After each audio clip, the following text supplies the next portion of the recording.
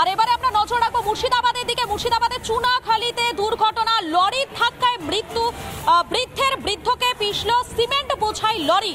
সিন্ডিকেটের গাড়ির দৌরাত্ম্য, রাজ্য সড়ক অবরোধ, স্থানীয়দের আটক লরির চালক।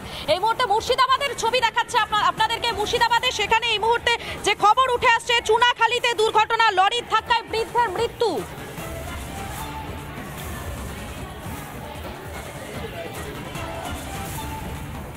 মুর্শিদাবাদের চুনাখালীতে দুর্ঘটনা,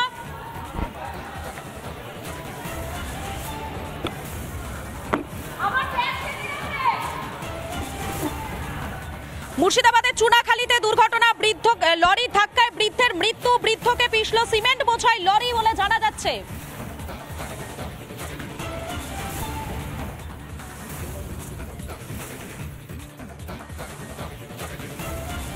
বাজার করতে এসেছিল, বাজার করার পথে বাড়ি যাচ্ছিল।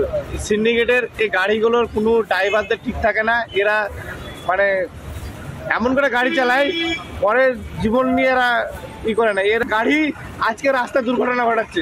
যত এদিকে বালিঘাটে কিছুদিন আগে অ্যাক্সিডেন্ট হলো, সেটা সিন্ডিকেট। আজকে বহরমপুরে কিছুদিন আগে হলো, সেটা পাসপোর্ট অফিসের কাছে, সেটা আজকেও দেখেন সিন্ডিকেটের গাড়ি এই অবস্থায়। তো আজ পরিস্থিতি আমরা একটাই চাইছি, যেমন এত বড় একটা মোড়ের কাছে কোনো আইনের ব্যবস্থা নাই, পুলিশ প্রশাসনের যে একটা লোক থাকবে, একটা মোড়, এটা কোনো একটা ট্রাফিক ব্যবস্থা নাই। আপনারা শুনলেন স্থানীয় বাসিন্দারা যারা রয়েছেন তারা ঠিক কি বলছেন, তাদের কি বক্তব্য। মুর্শিদাবাদের চুনাখালীতে সেখানে দুর্ঘটনা, লরির ধাক্কায় বৃদ্ধের মৃত্যু হয়েছে এবং বৃদ্ধের মৃত্যুকে কেন্দ্র করে সেখানে কিন্তু যারা স্থানীয় বাসিন্দারা রয়েছেন তাদের মধ্যে একটা ক্ষোভের সৃষ্টি হয়। কেননা বৃদ্ধকে পিষে দিয়েছে সিমেন্ট বোঝাই একটি লরি। সিন্ডিকেটের গাড়ির দৌরাত্ম্য, রাজ্য সড়ক অবরোধ, স্থানীয়দের আটক করা হয়েছে লরির চালককে।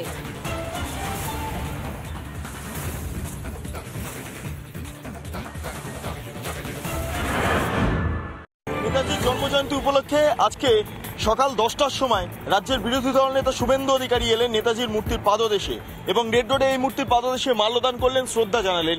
যে আজকে কেবলমাত্র রেড রোড জুড়ে নেতাজি সুভাষচন্দ্রের মুখই কার্যত দেখা যাচ্ছে, কারণ প্রতিবার দেখা যায় নেতাজি সুভাষচন্দ্র বসুর মুখের পাশাপাশি বিভিন্ন ক্ষেত্রে রাজ্যের মুখ্যমন্ত্রী মমতা বন্দ্যোপাধ্যায়ের পোস্টারও বিভিন্ন অংশে সেটে দেওয়া থাকে, কিন্তু আজকে সেই ছবি দেখা যাচ্ছে না।